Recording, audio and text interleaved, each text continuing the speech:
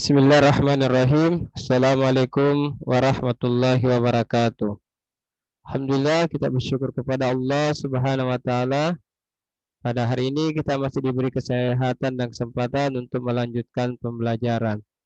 Sebelum kita memulai pembelajaran, mari kita anak-anakku sekalian, kita bersama-sama berdoa kepada Allah Subhanahu wa taala agar senantiasa Ananda diberi kecerdasan dan dimudahkan untuk mengamalkan materi yang akan kita pelajari. Bismillahirrahmanirrahim. Rabbi zidni ilma warzuqni fahma. Ya Allah, tambahilah ilmuku dan pertinggilah kecerdasanku. Sebelum Mister menjelaskan materi yang akan kita pelajari pada kesempatan ini, terlebih dahulu kami mengingatkan kepada Ananda tentang sebuah nasihat manjada wajada. Barang siapa yang bersungguh-sungguh pasti berhasil. Insya Allah, semoga Ananda diberi kemudahan untuk bersungguh-sungguh belajar di Zoom dan bersungguh-sungguh mengerjakan tugasnya agar insya Allah di kelas 6 ini Ananda lulus dengan mendapatkan nilai yang terbaik. Amin. Selanjutnya tema yang kita akan pelajari pada kesempatan ini yaitu tunaikan zakat, infak dan sedekah. Insya Allah hidup kita akan bahagia, yaitu selamat dunia dan akhirat. Jadi materinya zakat, infak dan sedekah. Adapun materi yang pertama adalah A. Zakat, B. Infak, C. Sedekah. Bagian A. Zakat. Pengertian zakat. Zakat artinya mensucikan atau membersihkan. Menurut istilah agama, zakat adalah mengeluarkan sebagian harta kepada yang berhak menerimanya atau mustahik dengan syarat-syarat tertentu. Tujuan berzakat adalah untuk mensucikan harta dan jiwa. Mengeluarkan zakat termasuk rukun Islam yang ketiga, hukumnya wajib. Kewajiban menunaikan zakat ini dimulai pada tahun 2 Hijriah. Allah Subhanahu wa taala berfirman dalam surah Al-Baqarah ayat 43. Wa aqimus sholata wa atuz zakata warka'u ma'ar raki'in. Dirikanlah sholat dan tunaikan zakat.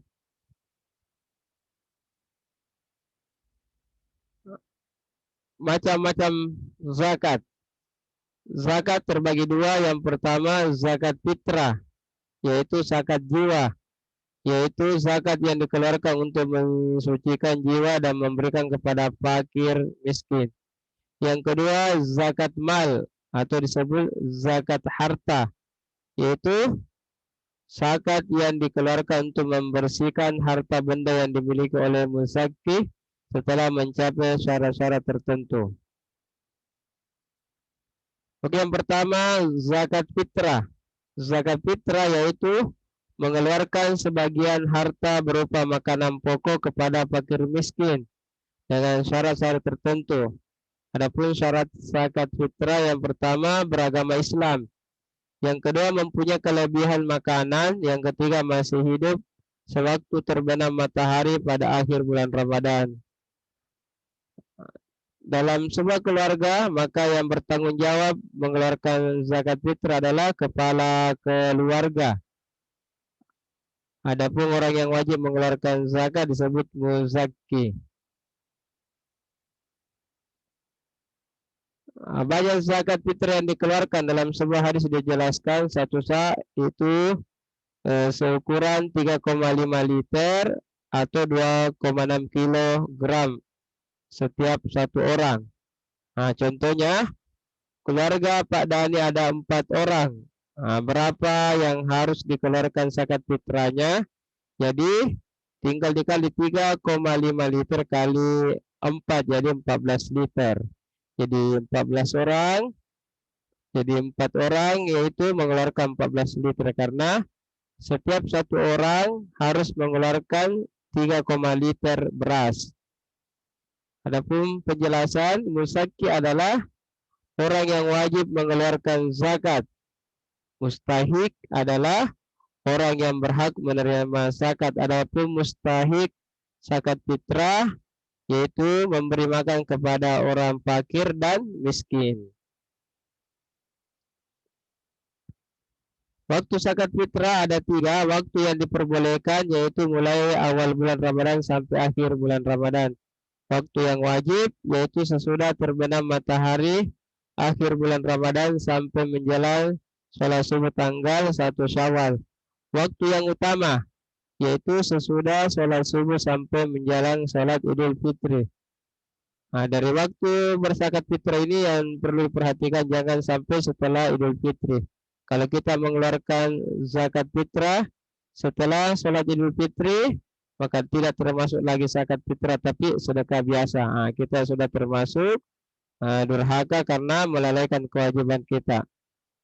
Tujuan mengeluarkan zakat fitrah supaya dosa-dosa kita diampuni oleh Allah Subhanahu wa taala dan puasa kita diterima oleh Allah Subhanahu wa taala. Nah, yang kedua adalah zakat mal atau disebut zakat harta. Pengertian zakat mal adalah mengeluarkan sebagian harta kepada yang berhak menerimanya untuk mensucikan harta benda dengan syarat-syarat tertentu. Nah, dalilnya di surat Taubah ayat 103. Kata Allah Subhanahu wa taala yang artinya, ambillah zakat dari sebagian harta mereka. Dengan zakat itu kamu membersihkan dan mensucikan mereka, dan berdoalah untuk mereka, sesungguhnya doa kamu itu menjadi ketenteraman jiwa bagi mereka, dan Allah Maha mendengar lagi Maha penyayang. Nah, inilah dalil tentang mengeluarkan zakat fitrah, zakat harta.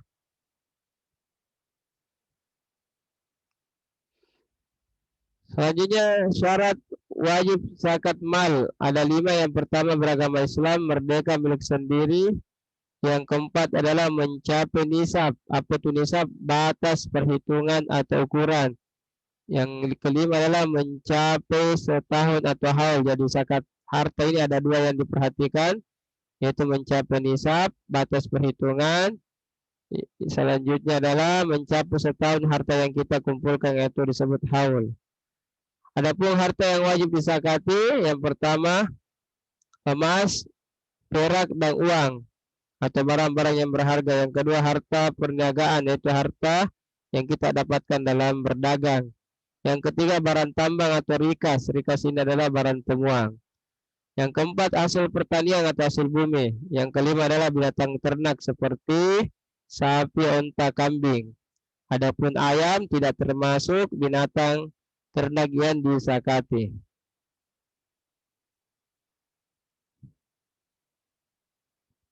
Oke, nisab zakat mal, emas, perak dan uang, barang berharga lainnya, emas nisabnya 85 gram. Nah, zakat yang dikeluarkan adalah 2,5%. Uang atau barang berharga lainnya nisabnya sama dengan nisab emas. Begitu juga harta perniagaan nisabnya nisabnya emas, yaitu 85 gram, dikeluarkan 2,5%. Contohnya, harga emas 1 gram adalah 900.000 rupiah. Jadi nisabnya 900.000 kali 85 gram sama dengan 76.500.000. Nah, jika ia mempunyai uang 100 juta dalam setahun, maka wajib mengeluarkan zakat mal karena sudah memenuhi nisab.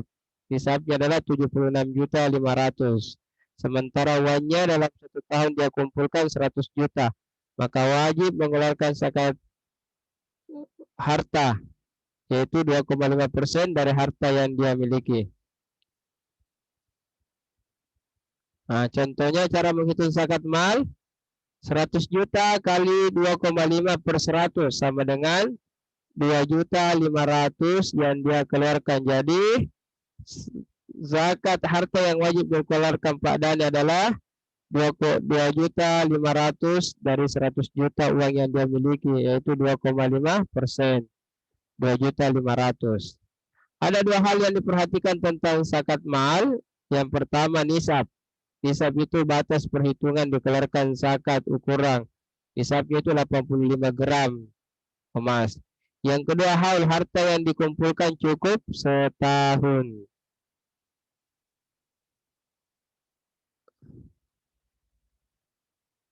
Oke, selanjutnya ada 8 golongan yang menerima zakat atau disebut mustahik. Nah, yang pertama adalah fakir. Fakir itu orang yang tidak mempunyai harta dan usaha. Yang kedua miskin. Miskin orang yang mempunyai harta dan usaha tetapi tidak mencukupi kebutuhan hidupnya. Yang ketiga amil, orang yang bertugas mengelola zakat, menerima dan membagikan zakat atau disebut juga panitia zakat. Yang keempat mualaf, orang yang baru masuk agama Islam dalam kondisi imannya belum kuat. Yang kelima riqab, budak yang dijanjikan tuannya yang boleh menebus dirinya menjadi orang yang merdeka.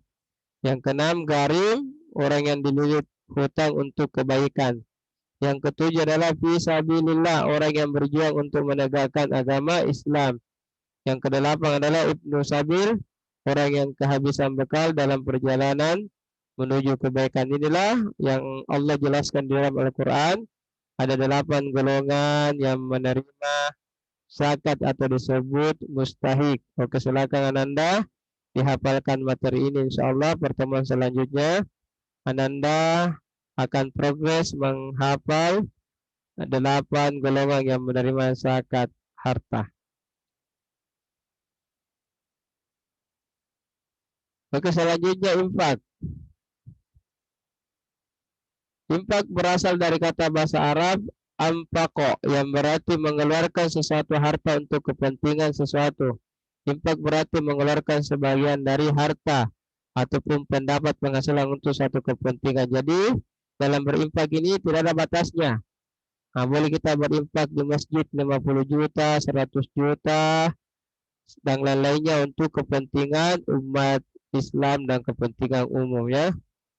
Adapun dalilnya yaitu surah Al-Baqarah ayat 261. Jadi orang yang rajin berinfak untuk kebaikan untuk agama Allah, maka Allah akan lipat gandakan harta-hartanya sebagaimana di surah Al-Baqarah ayat 261, yaitu perumpamaan nafkah yang dikeluarkan orang-orang yang menakafkan hartanya di jalan Allah adalah serupa dengan sebutir benih yang menumbuhkan 7 bulir, pada tiap-tiap bulir tumbuh lagi 100 biji. Allah melipat gandakan ganjaran bagi siapa yang dikehendaki dan Allah maha luas karunia-Nya lagi maha mengetahui. Insyaallah mudah-mudahan kita semuanya diberi kelapangan harta dan mudah berinfak di jalan Allah Subhanahu wa taala sehingga rezeki kita semakin bertambah dan banyak. Amin.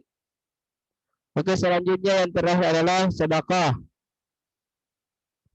Nah, pengertian sedekah, sedekah berasal dari kata sadaqah yang berarti benar.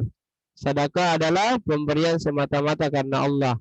Jadi sedekah ini boleh bentuknya uang, boleh bentuknya pakaian, boleh bentuknya membantu orang lain, boleh juga kita berkata-kata baik seperti berpikir. Itu juga bagian sedekah. Boleh juga senyum. Senyum juga adalah bagian dari sedekah.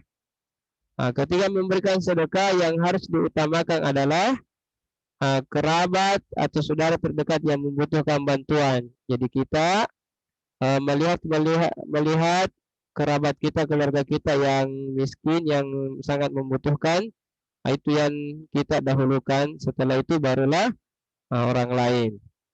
Allah Subhanahu wa taala berfirman di surah As-Sariyat ayat 19. Wa fi amwalihim haqqul lisaili wal mahrum. Dan pada harta-harta mereka ada hak untuk orang miskin yang meminta dan orang miskin yang tidak meminta.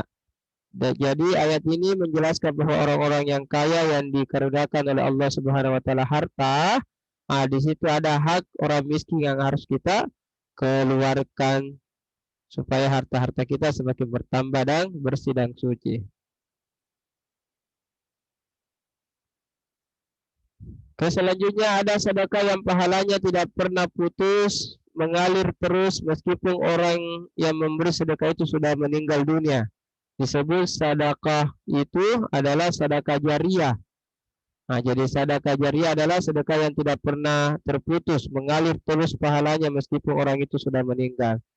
Yang termasuk bentuk sedekah jariah seperti membangun masjid, rumah sakit, jalan umum dan lain-lainnya.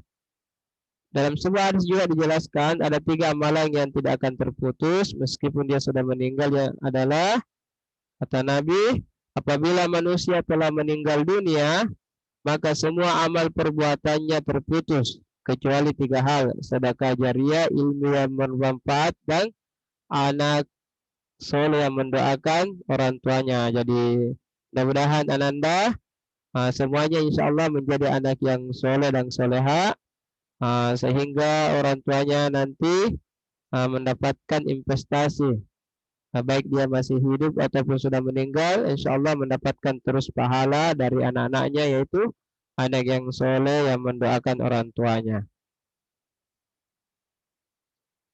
Oke, ada beberapa yang diperhatikan dalam kita bersedekah. Yang pertama, niat bersedekah karena Allah, hati ikhlas dan penuh kerelaan, barang yang disedekahkan mengandung manfaat, lebih utama kepada orang yang membutuhkan barang milik sendiri. Adapun hal-hal yang harus dihindari supaya pahala sedekah tidak hilang.